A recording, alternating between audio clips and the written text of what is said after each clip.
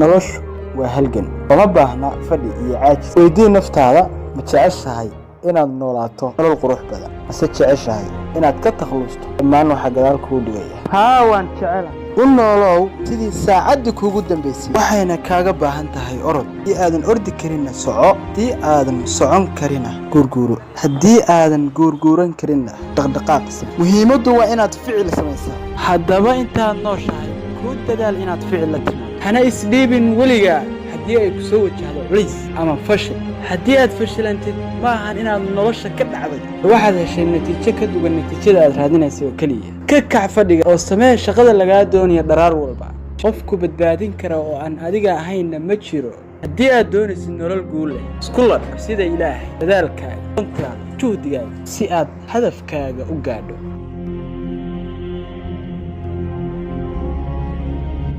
dadka maanta adduunyada ruuxaya waa dadka waqtigooda ka soo faa'iideystay waa dadka soo halgamay waa dadka nolosha u soo jajabay waa dadka rafaadka iyo orodka u soo dhimay waa dadka aan isdhiibin waxayna soo jiireen caqabado waaweyn si ay u rumeeyaan riyadooda waa ceeb inaad joogto halkii aad shalay joogtay imisaad u soo joogtay qof guulaysanaya imisaad u soo joogtay qof riyadiisa run ka dhigaya imisaad u soo joogtay qof aad isku facahaydana kor kuu soo eegaya halka adigu aad asaga hoos fadhiya u kac noloshaada oo ka qaad meesha ay taallo si aad u gaadho natiijo fiican oo aad mahadsan